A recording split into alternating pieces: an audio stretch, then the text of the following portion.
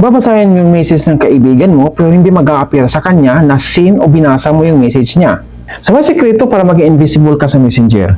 Awkward, di ba, na kapag nabasa mo na pero hindi ka pa ready mag-reply. Ito ang solusyon, hindi mo na kailangan na applications o hack. Simple lang to, kahit sino pwedeng gawin. So gagawa tayo ng actual demo, okay, kung paano natin basahin ang message na hindi seen. So mayroon tayong dalawang phone dito. Halimbawa, itong phone na sa kanan ay phone ng friend ko at itong nasa kaliwa ay phone ko, okay? Sa normal conversation, magme-message si friend, open ko yung message at makikita niya na seen ko na yung message niya, okay? So paano nga ba natin basahin ang message na hindi makita ni friend na seen ko na yung message niya? Okay? So, halimbawa, nag-message si friend ng hi. Okay?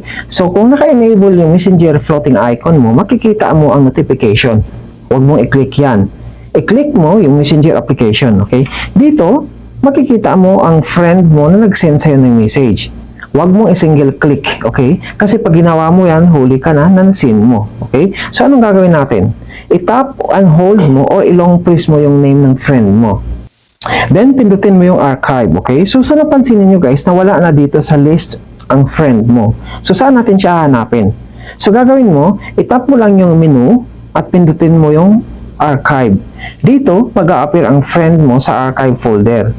Dito mo babasahin ang message, okay? So, kung napansin niyo guys, kahit na open mo na ang message, hindi na mag-a-appear sa phone ng friend mo na na-seen mo yung message niya. So in that case, safe ka na. Na-open at nabasa mo na ang message na hindi niya alam. So kapag hindi ka pa handa mag-reply, isipin lang niya na hindi mo nakita o busy ka. Ang totoo, alam mo ang sadya niya. So pero kung gusto mo na siyang replyan kasi ready ka na, reply ka lang dito guys para mawala sa archive folder ang friend mo. At automatic guys na mag-a-appear sa messenger niya na seen mo na yung message niya at makikita din niya reply mo. Ganun lang.